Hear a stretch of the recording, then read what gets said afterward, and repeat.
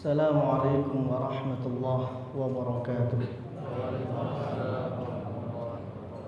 Bismillah, alhamdulillah, wassalatu wassalamu ala rasulillah wa alihi wa sahbihi wa mawalah, wa la hawla wa la quwwata illa billah, amma ba'd. Yang kami muliakan para alim, para ulama, para asatidz, khususnya imam kita Ustaz Hanan dan juga segenap takmir Masjid Jabal Nur. Bapak Ibu hadirin yang semoga selalu diberi kesehatan lahir batin oleh Allah Subhanahu wa taala. Alhamdulillah, kita sekarang ini pada malam ke-17, Pak ya. Malam nuzulul Quran sebetulnya. Namun saya diberi tema penyakit rohani. Atau mau ganti tema? Atau mau membahas, ibu-ibu mungkin mau membahas 4 wanita yang disebutkan dalam Al-Quran yang dibaca oleh imam kita tadi rakaat pertama, monggo. Tapi kalau semua tema yang kita bahas di malam hari ini kita nggak jadi sholat tarawih nanti, Pak. Ini cuma di Jabal Nur, Pak. Mulai saya safari ceramah itu, saya tawari tema itu cuma di Jabal Nur ini, Pak. Sesuai request dari takmir mawon nggih. Penyakit rohani. Misalnya Pak, Bu, 3 hari kita nggak gosok gigi, terlebih ketika Ramadan ini. Kira-kira apa yang terjadi dengan mulut kita ini? Bau. Gosok gigi saja sudah bau, Pak ya. Apalagi nggak gosok gigi. Bisa-bisa jadi penyakit, Pak. Gigi kita banyak kumannya, gusi kita bisa bermasalah. Belum lagi sariawan dan lain sebagainya. Ini baru gigi, baru mulut ini. Sama dengan hati kita. Hati kita kalau nggak dibersihkan, maka sama dengan gigi kita, Pak. Hati ini kalau nggak dibersihkan, maka sakit juga. Oleh karenanya di surat Asy-Syams, Allah berfirman, "Qad aflaha man zakkaha wa qad khaba man dassaha." Beruntunglah orang-orang yang dia pintar dalam membersihkan rohaninya, dan celaka, rugi orang yang dia membiarkan rohaninya dalam keadaan kotor, sakit. Dalam diri kita ini, Pak, ada 2 unsur yang tidak bisa dipisahkan. Yang pertama jasmani dan rohani. Selama ini kita hanya fokus dan perhatian kita itu hanya pada unsur jasmani kita saja, Pak. Kita sakit, anak kita misalnya sakit, cucu kita sakit, bingung kita. Sakit jasmani. Namun kalau rohani kita bermasalah, ini kadang kita nggak sadar, ternyata itu penyakit, Pak. Dan penyakit rohani itu macam-macam, Bu. Termasuk nyinyir, iri, dengki, sombong. Apalagi, Pak? Macam-macam. Ghibah, namimah, ngadu domba, ngefitnah orang dan lain sebagainya. Ini semua penyakit-penyakit rohani kita. Sombong, pelit, penyakit rohani. Kalau dibiarkan, maka rohani kita yang kena, Pak. Secara fisik kita sehat. Sehat sekali. Lari 5 km gak ada masalah. Namun rohaninya yang sakit. Dan sakit rohani itu jauh lebih parah daripada sakit jasmani. Sakit jasmani kita ke dokter. Sakit rohani kita kemana? Kita ke ulama. Sering-sering duduk di majelis ilmu. Sering-sering duduk di majelis zikir. Sering-seringlah menghadiri tempat-tempat yang mengingatkan kita kepada Allah Subhanahu wa taala, termasuk masjid. Di surat Al-A'la, Allah Subhanahu wa taala juga menyebutkan, "Qad aflaha man tazakka wa dzakara asma rabbih fasalla." Lagi-lagi beruntung Dia yang selalu menyembuhkan penyakit-penyakit rohaninya. Dengan apa? Wa dzakara asma rabbih fasalla. Mengingat Allah dan sholat.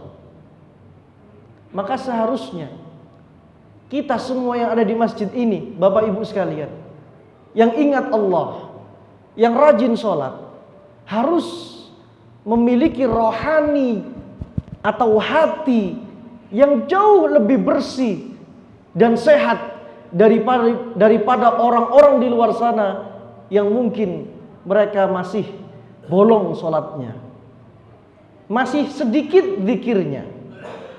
Maka inilah menjadi PR kita semua. Karena mohon maaf, Rasulullah SAW dalam sebuah hadis riwayat Imam At-Tirmidzi berpesan kepada sahabat Anas bin Malik. Beliau mengatakan, "Ya bunai, wahai anakku." Karena Anas bin Malik itu, Pak, ketika Rasulullah sampai di Madinah, usianya baru 10 tahun. Kemudian ibunya yang bernama Ummu Sulaim membawa Anas bin Malik ini kepada Rasulullah SAW. "Ya Rasulullah, ya Rasulullah, hadza Unais yakhdumuk." Rasul, ini anak saya namanya Anas. Sudah saya ikhlaskan untuk melayanimu tiap hari, sehingga menjadi santrinya Rasulullah, tiap hari bersama Rasulullah. Rasulullah memanggilnya, "Ya bunai, wahai anakku, in qadarta an tusbiha wa tumsiya falaisa fi qalbika ghishun li ahadin faf'al wa dzalika min sunnati faman ahya sunnati faqad ahabbani wa man ahabbani kana ma'i fil jannah." Rasulullah berpesan kepada Anas bin Malik, "Ya bunai, wahai anakku, jikalau engkau bisa pagi hari, malam hari, hatimu bersih dari kebencian, dari permusuhan, dendam, iri, dengki, emosi, lakukanlah, karena itu termasuk dari sunnahku." Jarang-jarang, Pak, Rasulullah itu menyebut amalan sebagai sunnati. Yang sering jenengan dengar kan, biasanya kan nikah tok, Pak. An-nikahu sunnati, sunnati itu, Pak. Ternyata Rasulullah juga menyebutkan membersihkan hati dari iri, dengki, permusuhan, dendam. Min sunnati, kata Rasulullah. Siapa yang dia menghidup-hidupkan sunnahku, dia mencintaiku, dan siapa yang mencintaiku, dia bersamaku di surga. Ada lagi sebuah hadis yang cukup panjang, yang mana hadis ini juga dinukil oleh Al-Imam Al-Ghazali dalam kitabnya Ihya Ulumuddin.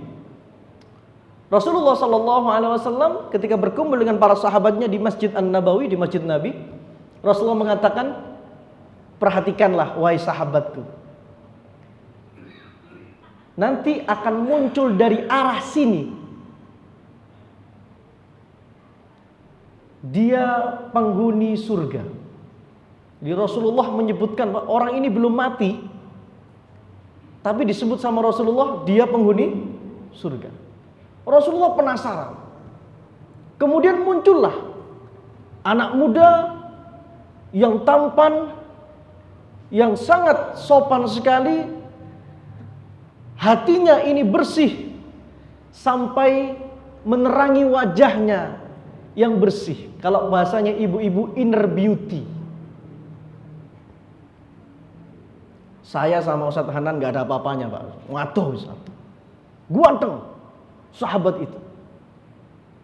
Kemudian besoknya, hari kedua, Rasulullah mengucapkan yang sama. Jikalau kalian ingin tahu penduduk surga itu bagaimana yang masih hidup, nanti dia akan muncul dari arah sini. Muncullah sama orangnya, Pak. Sampai 3 hari berturut-turut Rasulullah mengatakan kepada para sahabat, nanti yang datang dari arah sini dialah penduduk surga. Ternyata orangnya sama. Spesial orang ini, Pak. Akhirnya salah seorang sahabat bernama Abdullah bin Amr bin As, dalam riwayat yang lain Mu'adz bin Jabal, itu membuntuti orang ini karena penasaran amalan apa yang dia lakukan, sampai-sampai Rasulullah SAW menyebut dia sebagai penduduk surga sebanyak berapa kali? 3 kali. Kemudian sahabat Abdullah bin Amr itu beralasan, ya akhi, wahai saudaraku, bolehkah saya nginap di rumahmu selama 3 hari 3 malam? Karena saya punya masalah di rumah saya. Padahal gak punya masalah apa-apa, Pak. Oh boleh, silakan nginap di rumah sahabat ini. Malam dia lihat ternyata ibadahnya biasa-biasa saja, standar. Sholat tahajudnya standar, Pak. Ya nggak terlalu panjang-panjang banget, enggak. Pagi harinya, siang harinya, sore harinya biasa-biasa. Waktunya kerja dia kerja, waktunya sholat wajib ya wajib, sunnah ya sunnah, biasa-biasa. Nggak ada yang spesial. Nggak kemudian wiritan mulai setelah isya sampai subuh, tidak. Wiritan mulai subuh sampai zuhur, tidak. Biasa-biasa saja. Sampai 3 hari 3 malam, sahabat Abdullah bin Amr bin As ini kehabisan kesabaran. Karena tidak menemukan ibadah dia yang spesial. Kok Rasulullah menggaransi dia sebagai penduduk surga? Bahkan selama 3 hari berturut-turut Rasulullah menceritakan tentang dia. Akhirnya setelah 3 hari 3 malam, Abdullah bin Amr bin As kemudian menyerah. Ya akhi, sebetulnya amalanmu itu apa? Amalan apa? Ra'aita ma ra'aita, yang kamu lihat ya situ. Saya enggak menyembunyikan amalan-amalan apa. Ya setiap hari saya di rumah seperti ini. Tiap malam saya seperti ini di rumah. Rasulullah itu menyebutmu selama 3 hari berturut-turut kamu ini penduduk surga. Tapi selama 3 hari 3 malam saya di rumahmu, saya enggak mendapati amalan-amalan yang spesial. Standar-standar saja. Biasa-biasa saja. Kata sahabat tersebut, Bu, oh itu. Iya, saya itu punya amalan. Setiap sebelum saya menutup mata saya tiap mau tidur, hati saya bersihkan. Hati saya bersihkan dari kebencian, permusuhan, iri, dengki, dendam, bakhil, penyakit-penyakit hati. Saya lepaskan semua. Siapapun orang itu yang salah pada diriku pada hari itu, saya lepaskan, saya maafkan semuanya. Sehingga ketika pagi hari saya terbangun dalam keadaan tidak membenci siapapun. Kata sahabat Abdullah bin Amr bin As, itu yang sulit. Itu yang sulit. Amalan hati itu lebih sulit, Pak, dari amalan fisik. Kita sholat tarawih 11 rakaat, atau misalnya kita tambah 23 rakaat misalnya, atau tambah lagi 39 rakaat, itu fisik, Pak. Tapi amalan hati ini sulit sekali, memaafkan orang-orang yang salah kepada kita. Oleh karena salah satu ciri orang bertakwa yang disebutkan dalam surat Ali Imran, yang kita semua ini puasa Ramadan tujuannya la'allakum tattaqun. Siapa orang bertakwa? Versi surat Ali Imran, alladzina yunfiquna fis sarra'i wad dharra'i wal kaziminal ghaiz wal 'afina 'anil nas. Dia yang sedekah baik di awal bulan maupun akhir bulan. Dia yang menahan emosi. Dia yang memaafkan seluruh manusia. Jadi sesalah apapun orang itu kepada kita, kita maafkan, Pak. Kita maafkan. Apalagi sekarang Ramadan. 2 hari yang lalu saya mau berangkat taraweh. Itu kemudian di lampu lalu lintas saya ditabrak oleh mobil di belakang. Duh, kaget saya, Pak. Kemudian saya turun, orangnya tidak turun. Harusnya kan yang salah yang turun, Pak. Saya turun. Kenapa, Mas? Maaf Pak ya, maaf Pak ya, maaf Pak ya. Saya lihat ya sudahlah. Ya tidak terlalu pesok-pesok banget dan gak kelihatan kalau pesok. Ya sudah, hati-hati Mas ya, lain kali ya. Saya berusaha untuk memaafkan dan tidak minta ganti rugi, Pak. Karena gak terlalu, Pak. Kalau pesoknya nemen beda lagi, Pak. Ini kita belajar membersihkan hati kita dari penyakit-penyakit rohani itu tadi. Di antaranya yaitu tadi dengan berzikir, baca Al-Quran dengan maknanya, hadir di majelis-majelis ilmu, sholat, itulah sebagai penawar hati kita. Maka apabila ketika itu tidak kita lakukan 3 hari saja, sama halnya kita tidak menggosok gigi kita 3 hari. Apa yang terjadi, Pak? Mulut ini rasanya berat sekali. Sama, hati kita akan berat, hati kita akan sakit apabila tidak kita bersihkan dan tidak kita obati setiap hari. Maka semoga kita termasuk dari hamba-hamba Allah yang berdoa, Rabbana ighfir lana wa li ikhwanina alladhina sabaquna bil iman wa la taj'al fi qulubina ghillan lil ladzina amanu. Termasuk orang-orang yang beriman yang berdoa, ya Allah ampunilah dosa orang-orang yang beriman yang telah melampaui kami, mendahului kami ya Allah. Dan jangan jadikan ya Allah hati kami ini ya Allah iri, dengki, memusuhi orang-orang yang beriman. Karena sejatinya hati yang seperti itu, dia adalah hatinya orang-orang yang merugi, termasuk orang-orang yang nantinya akan sulit masuk surga Allah Subhanahu wa taala. Semoga kita dilindungi oleh Allah Subhanahu wa taala dari penyakit-penyakit rohani, dan semoga kita diberi kesehatan oleh Allah jasmani kita dan rohani kita. Semoga bermanfaat. Mohon maaf. Terima kasih. Wassalamualaikum warahmatullahi wabarakatuh.